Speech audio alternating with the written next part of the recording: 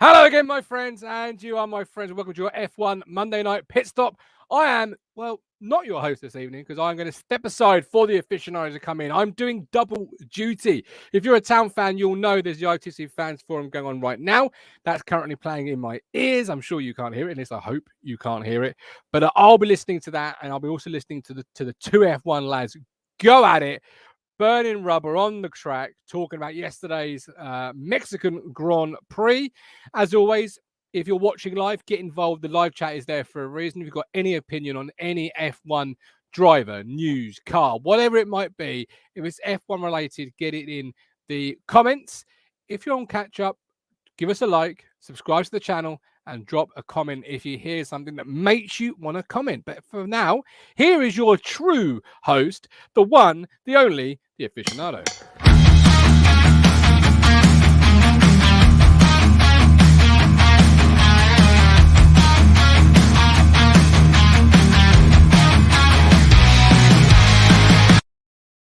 Mr. Thompson, how are you? Very well. Yourself? I am very well. Just disappointed that it's double duty because I watched yesterday's Grand Prix because the Bears weren't playing. So I felt like, yes, I'm up to date. I know what's going on. In fact, when you put the talking points in the WhatsApp this morning, I even had a response. I was that, in tune with it. Mm-hmm. And then I remembered tonight was this ITFC Fans Forum. Letdown. What a letdown. I know. That's what happened when you wear many different hats on a platform. But it was a race, obviously, that threw up some talking points. Has Verstappen already won the title? Has he not? I don't know. I'll let you discuss that with your co-host. I won't play his intro. Here he is, the one, the only. He always brings the heat. He always brings the positivity. It's Mr. Positivity. Neil Moles, how you doing? Hello. Evening. Yeah, pretty good. Good. I'm looking forward to hearing you in this ear and Mr. Ashton in this ear. So, boys, enjoy the F1 fan show live. Any comments I'll put on the screen, but honestly, it's your show. Let's go. Well, take it away. Well, yeah, there you go. What did you make of it? Not too bad. It was one of those weekends where McLaren didn't come anywhere. Ferrari was strong. AlphaTauri was strong, and Bottas had fun. So I felt so bad for Bottas. He did everything right then, didn't he? Pole position, least expected pole position, I think, of the season. Because everyone was saying about Red Bull being the team to beat, which they were, as it turns out. Until qualifying went Mercedes' way, and Verstappen's braking into turn one was just insane. There was confidence there that I'd never seen. Well, it was on the racing line, wasn't it? Yeah, on the racing line, he got a little bit of slipstream, not too much though, because Bottas moved out of the way, and that Honda pulled like a train, and just last of the late breakers into turn one. And I felt so sorry for Bottas, I really did, because Ricciardo comes steaming in there. Bottas went a bit easy to give Hamilton an easy run through, and being as generous as he was, it meant that Ricciardo got a bit close. Yeah, Ricciardo got close. Unfortunately, nowhere for him to go. And then there was that melee at turn one as well. Obviously, Bottas facing the wrong way. You've got cars spearing left, right, and centre to avoid him. There's an Ocon sandwich, and unfortunately, it takes out Mick and Tsunoda, who did all right. Mick really benefited from the grid penalties up and down the grid after quali. Tsunoda was looking pretty quick as well. But unfortunately, they ended up in the barriers, out of the race. Lap one, turn one, game over. Such a shame. Yeah, the only McLaren car that was actually anywhere decent on the grid, and he goes and does that. Yeah. Yeah, and at this time of the season as well, with how quick Ferrari are being, they need all the points they can get right now. And that's not what they want, especially from Ricciardo. Third is theirs, isn't it? They've got a good gap now, haven't they? It's healthy, the gap now. I think I'm just going to have to double check it now, because I did have it up, but I closed the wrong tab. Amateur. Standings. Constructors. So you've got Mercedes, I think it's brilliant, 1 point ahead of Red Bull, which is just absolutely insane because they had a healthy lead coming into this race, but obviously Bottas went spinning, and Checo did such a good job all weekend. And then, Ferrari third, 268.5, and then McLaren fourth, 255, so 13.5 points behind. It's still anyone's game for what's not. It's still either of their game for third place. It's all it takes is one bad race. You've got Brazil coming up, obviously, and then you got two uncertainties because we've never been to Qatar, we've never been to Saudi Arabia, so it's going to be interesting to see who's got the form there. I mean, what do you think of them two tracks? I like the look of Qatar. I think that's got quite an intriguing layout. I know it's primarily used as a MotoGP circuit, so how it holds up as an F1 circuit will be interesting. But I'm looking forward to that one more than Saudi Arabia because I don't like the look of the Saudi Arabia track, and it's still a construction site. Have you seen the photos? No. Guys, it's awful. It does not look in the least bit like it's going to be completed by, when is it, 5th of December? They've got a matter of weeks to get this track done.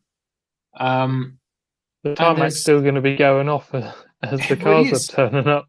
Do you remember years ago when they had the first ever Korean Grand Prix and the circuit was barely finished?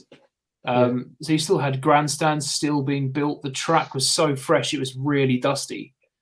I think it's going to be like that because it's still, I think it was on the F1 website somewhere, the photos are just, they don't do it justice. Because if you look at the simulation lap and sort of the digital rendering of it, it looks quite pretty. But then you actually see what it looks like right now. So, oh, okay. It's not going to be like that. I wouldn't be surprised if it's not done, to be honest. But we'll see. We'll see. It's, I don't know. It's another street circuit. I think we've got enough street circuits now. You've got Monaco, you've got Azerbaijan, you've got Singapore when we can go back there. You've got Melbourne, which is sort of half and half, I think, when we can go back there. What do you think of the changes to that track? What, Melbourne? Yeah. I think it would be good because what they've done, they've widened some turns, haven't they? And then they've got rid of that first chicane. They've coming around basically straightened out most of the chicanes. So it's more of a, I don't see how it's going to help the racing. It might be better to drive in some way, but the back curve you've got the chicane heading up onto that's basically just a slight bend now. Yeah. So you'll be getting to the second chicane a lot quicker, where a lot of mishaps can happen. I think that would be good because there's been a few tangles at that chicane over the years, and if these cars sort of live up to what they say they would be able to next year, and actually you can follow and you can overtake, it would be quite interesting to see what can happen. But the bit I'm intrigued about is Abu Dhabi this year because they've changed the layout on that circuit as well. So when you come around you've got that sweeping right-hander at the start of the lap, and then that daft chicane before a hairpin, that's gone. So you've just got that hairpin turn now, which will be good because you'll get some good overtaking opportunities there. And then after the second straight, there's a slight curve. Rather than another daft chicane, it's now a banked left-hander, which will be awesome. I think seeing the cars flying around there because they're going to be carrying a fair bit of speed in from this straight. Because the only other circuit with bank corners is Zandvoort, and the cars usually aren't carrying as much speed going through their bank turns. But Abu Dhabi, this could be pretty good as long as it improves racing. Because to be fair, Abu Dhabi, it can't make the racing any worse. We'll see. I must admit, I did. It was a while back. I did see a video of the changes they'd made, and I must admit, I'm with you. I agree that they may make it look better. Yeah, I think so. I think it will. Well, like I say, I can't make it worse. Hopefully, it'll improve it. I think we'll still have a title fight. I know one of the points this weekend was, has Max won the championship already? No, this is going to go down to the final lap in Abu Dhabi. I can guarantee it. It's getting worrying, though, isn't it, for the Hamilton fans? It's because I mean, when you think back to sort of Silverstone, Belgium time, sort of earlier in the season, the battle was still close, but they were thinking, oh yeah, we've still got X amount of races left, and it was all going Hamilton's way because there was Silverstone and and he got a free good points haul there. But there's only 4 races left, and Red Bull have been quick at every circuit, I think, well, apart from maybe Turkey. Brazil, is historically a Red Bull circuit because, again, the altitude and the nature of the track, and it's better at following than the Mercedes. I think that we saw yesterday. I don't know if you noticed it, but the Mercedes is not good at following cars. Yeah, Ricardo spun Bottas off, and then Bottas spent the whole race trying to get past him. Imagine that. It's like rubbing salt in the wound, isn't it? Like, right, I've punted you out of the lead of the race, and now you can just sit behind me for 60-odd laps. Oh, poor guy. He can't catch a break. I mean, what's annoying me about Bottas, it's not Bottas really, it's because he's been doing so well since he signed for Alpha. It's like that weight's been lifted. But through one reason or another, apart from, when did he win? Was it the last race he won or the race before? It wasn't Russia, was it? No. Either way.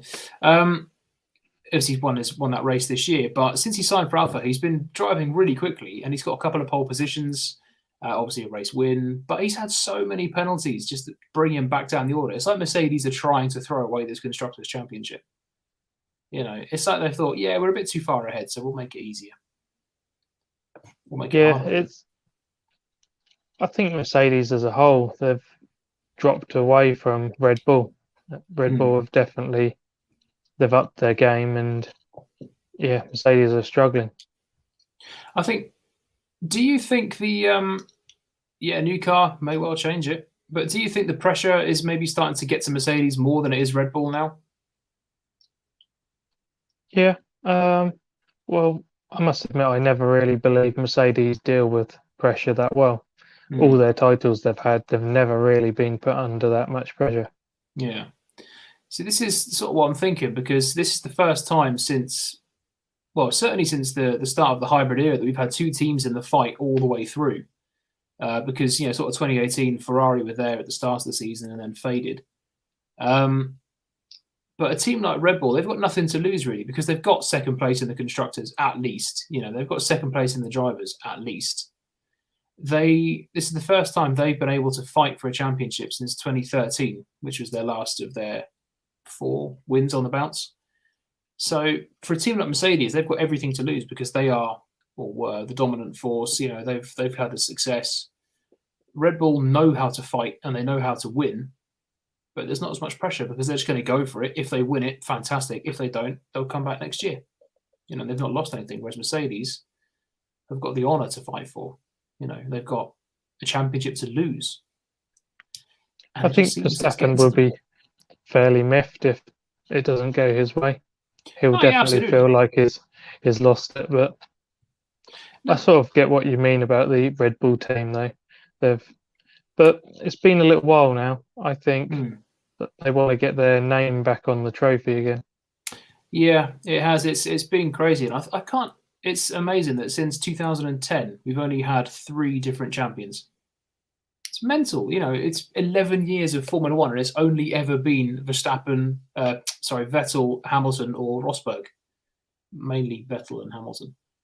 It's mental that in 7 years, 7 championships for Hamilton, 4 for Vettel, obviously 1 for Rosberg. It's crazy, but that's how far ahead Mercedes have been since 2013, and how far Red Bull were ahead in Vettel's years. So I hope that next year these new cars can bring it closer. They can bring teams like McLaren back into play, like Ferrari, because I think we all want to see Ferrari and McLaren fighting for championships again. They're 2 of the most famous names in Formula One. And I remember having this discussion with someone ages ago about Williams, because I said now that Williams, it's a shame that Williams aren't winning, because obviously they're this fallen superpower, but just because they're Williams doesn't give them a right to win. Some people will think that, oh no, they deserve to win because of who they are. They don't. They've got to earn it. But I think McLaren and Ferrari are doing everything they can, and they're moving in the right direction. So next year, they're doing better. As you said, they don't have the God-given right just because of who they are and how long they've been in the sport to be up there. They need to perform well and not make the mistakes that got them there in the first place, that got them further down. But yeah, I'm glad McLaren are working their way back. Ferrari only really had that one awful blip season, didn't they, where after the scandal, shall we say, that was covered up. Yeah. And they had an engine that was far worse than it was the season before. Yeah, that was the only season they really had that they were bad. Other than that, they've sort of still been there or thereabouts.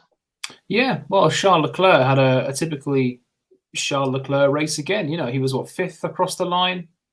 And it was just another race where he kept his head down. I know he was told to move over for Sainz at one point to try and have a go at Gasly. Obviously, he never managed to do that. But it was another typically sort of under the radar thing from Leclerc. Sorry, he's been one of the drivers of the season because that Ferrari is not brilliant. I mean, it's a decent car. It's good enough to fight for solid points, but it's not realistically going to get him a podium or a win. So I think he's just doing the best of what he can with that. But I think one of the drivers of the day has got to go to Pierre Gasly. P4 in the AlphaTauri. After starting, I think P5. Mental. Yeah, he does like a good performance now and again, doesn't he? He goes from being a little bit nowhere, to be honest, and then he keeps throwing in these cracking performances. Yeah, and I really hope he doesn't go back to Red Bull because I think it's just going to go the same way it did last time. But he deserves to be in a car that can enable him to fight up there more consistently because he's been amazing all season. I mean, he's completely wiped the floor with Tsunoda. I know Tsunoda's only a rookie, but he's wiped the floor with Tsunoda and he's up there fighting for, 4th, 5th, 6th place in a car that isn't really sort of on paper that sort of car. You'd think that if you're fighting for those sort of positions, you'd be in an Alpine, an Aston Martin, maybe.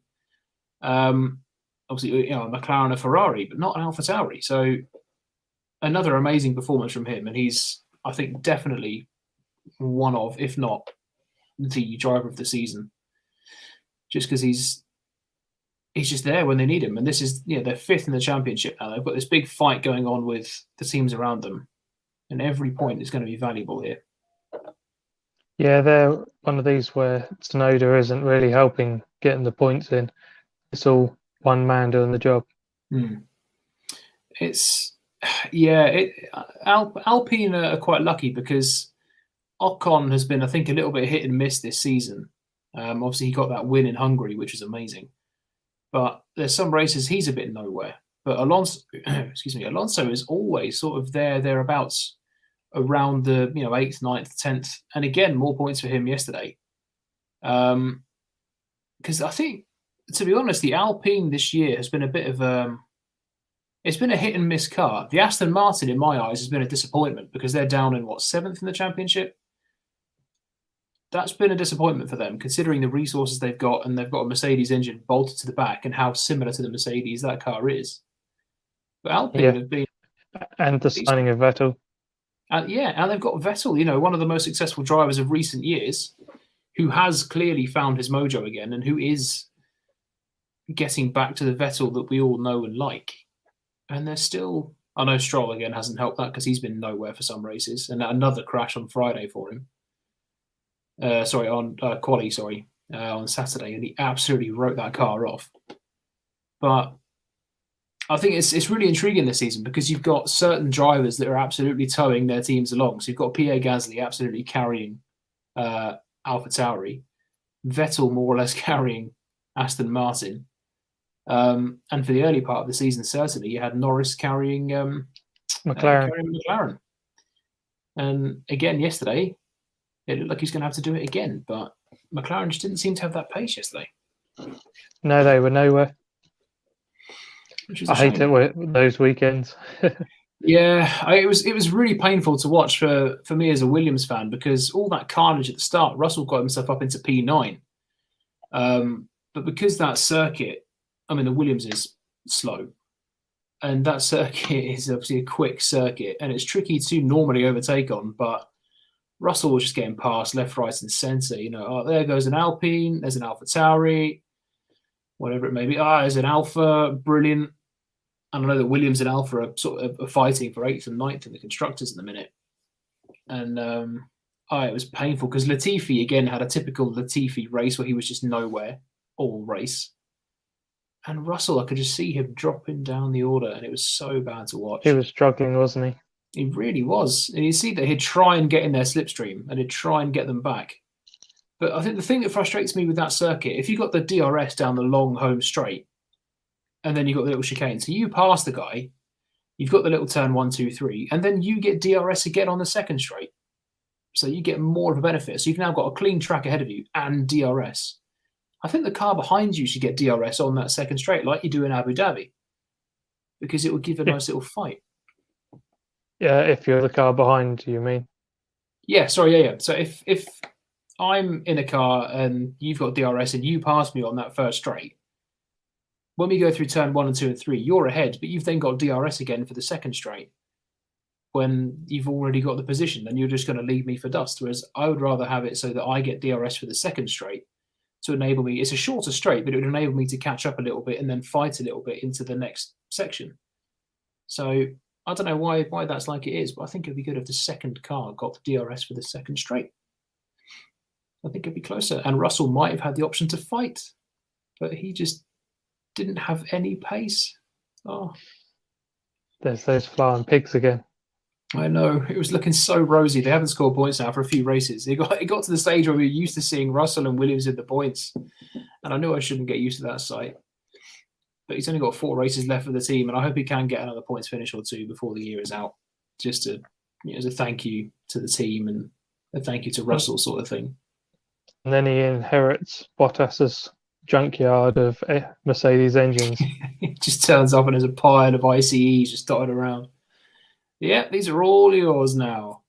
But yeah, no, this time next year, obviously, Russell will be fighting for a championship. I hope. Maybe. If he's allowed. But, yeah, never know. He's apparently been told that he sort of won't be. I don't know. It's tricky. I think for the first year, he might have to obey. But then for the second year, he's going to think, right, okay, I need to fight for a championship now because he's not going to be as young. He's still quite a young guy, but... but we shall certainly see. But coming back to Mexico this year, that podium ceremony, insane. That was probably one of the best podium ceremonies I've ever seen. Apart from the DJ at the end, I don't really get that. But I still remember that time where Kimi was just drinking champagne on the podium, listening to the DJ. Behind the DJ, everyone's losing their shit, and Kimi's behind him. It's like, yeah, just get my champagne, mate. But I think it was Max had absolutely nailed the pose coming up on the podium on his car. He's got his leg up. He looks so cool. But he's thought about this. The only thing better would have been that smug Schumacher look. Yeah. That would have topped it all off.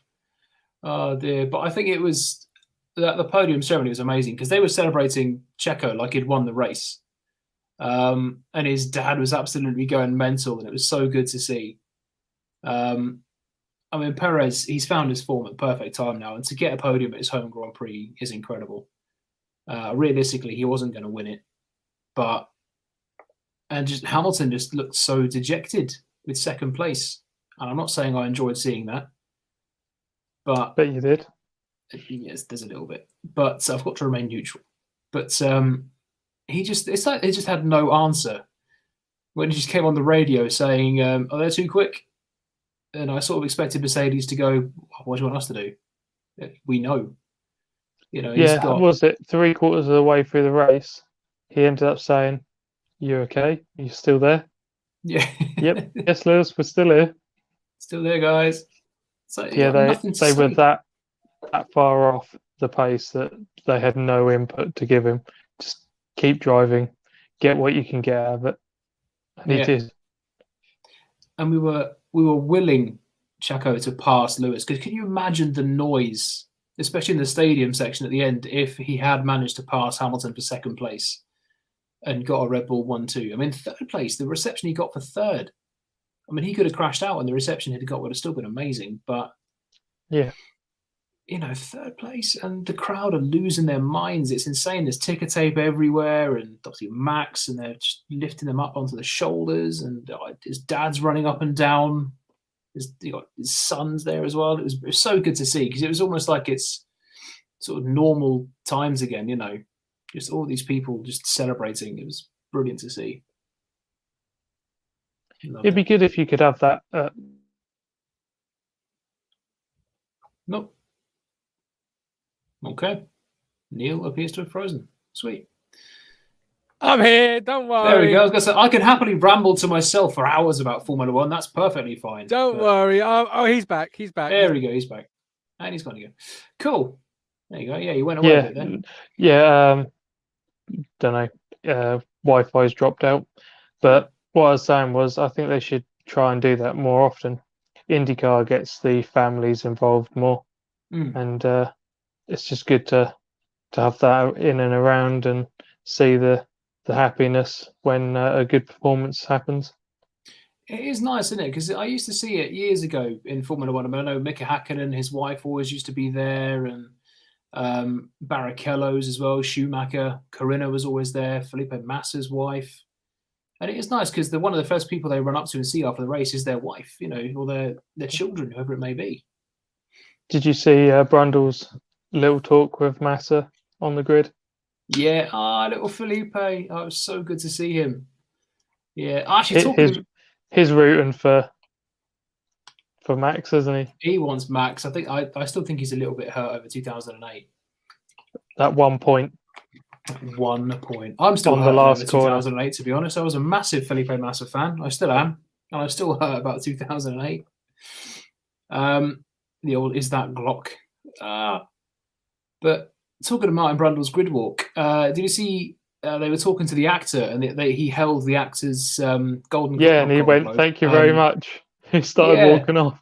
I didn't hear what the was it an Emmy? Oscar? Oscar. It was an Oscar.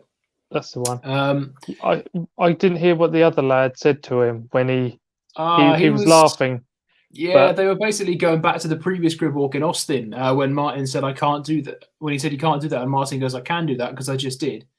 The guy actually said to him, he said, "You can do that, and you just did." And they were just laughing about it. And Martin walks off. It's brilliant. I like that Martin can actually poke fun about it and have a laugh about it. Yeah. He's a true professional. I think F1 is a much better place with him back doing his grid walks again. Because ever since I've been watching F1, I didn't know if he was going to be allowed to hold the award or not, considering COVID and that. But in the end, he thought, yeah, and just grabbed it. Yeah, thank you. But that is, there was a little thing he said before the race. Celebrities are still allowed on the grid, but their entourage now aren't, which is brilliant because they're just always going to be getting in the way like this. So I never taken the mick out of the guy who had a go at him, saying he looked like a little Malfoy lookalike from Harry Potter and ripping into him, which was just so funny. It was savage. So he people did, like didn't that, he really did. People like that who are just there to spoil the party aren't going to be on there anymore because they're too busy sucking up to the celebrities and actually not giving a shit what's going on around them. Whereas now, you know, if you're a celebrity, you get invited to a Formula One race, be prepared to have an interview. And she seemed okay. Like she didn't mind having a chat with Brundle, but it was just this other pillock who stopped him. But this time, yesterday, it was great because they had a laugh about it and a joke about you can do it and you just did. And there was the award. And it was so good to see. And it's nice to see him doing the grid walks again. Because I was starting to wonder if they'd ever come back, to be honest. Because ever since they'd always been about. I always remember that they used to have to muscle their way through because they were starting to get more and more packed, and they'd always have a celebrity to talk to. But now there's almost too many interviews. The drivers have had enough by the time they've made it to the grid. There's only then a few that are willing to say a brief word, normally while they're trying to run off somewhere. Yeah. So I wish it would be more of how it used to be, and you could get a proper conversation. Almost don't bother with the other interviews as much. This is more worthwhile. So they're the interviews I really like to see, because you've got the drivers, the adrenaline's now starting to pump through, and they're getting excited, they're getting nervous, and you can see it. And some of them are happy to talk, and they're happy to say about how they're feeling, what they can expect. And some, obviously, you're always going to get the ones that don't want to chat. But I think that's the best interview, because that's the perfect time to speak to the driver, because that's when it's becoming a reality. They're starting on pole, they're starting last, whatever it may be. It's almost like a first come, first serve, isn't it? Because you got countless TV crews from all over the world wanting to speak to these drivers, and they're all going to want to speak to a certain few. They're all going to want to speak to Lewis or Max. You don't often see many people going for an interview with Nikita Mazepin or Lance Stroll, do you? So it's like, now we'll leave them. We'll go and interview Max, and he's already had 10 cameras shoved in his face and 25 microphones, whatever it is. So I think, no, you're right. Yeah. Yeah, he wanted to get science, didn't he? But he had already left. Russell done one. He seems to do quite a few. Yeah, that's one thing I like about him. He always seems to have time for it. Other drivers will park up or they'll get pushed into their grid spot, and then they'll go as soon as they can. Whereas some will hang around, they'll give interviews. George always seems quite up for it, regardless whether he's had a bad weekend or a good one. And there were drivers down the history, so you've had that sort of thing. Massa was always good for interviews. Barrichello, Button as well. I always remember the lucky nipple tweak. Oh, Button, yeah. I'll always remember Kimi with Brundle talking to Kimi when Pele was there, and Brundle said to him, Kimi, you missed Pele," and Kimi went, "Yeah," back in his McLaren days, at the first time at McLaren. Was that when he was having a number 2? Yeah. And he actually said it. He went, "I was having live a shit." on TV. Yeah. Oh, right, okay. That's brilliant. It just, characters like that. We've only got 4 races left with Kimi now. It's counting down too fast. I'm going to miss him. I'm in two minds. I want him to do well in his final few races, but I don't want him to score any points, because that means he's going to get closer to Williams, and I don't want that. No. They asked Vettel how he'd feel about Kimi sort of going.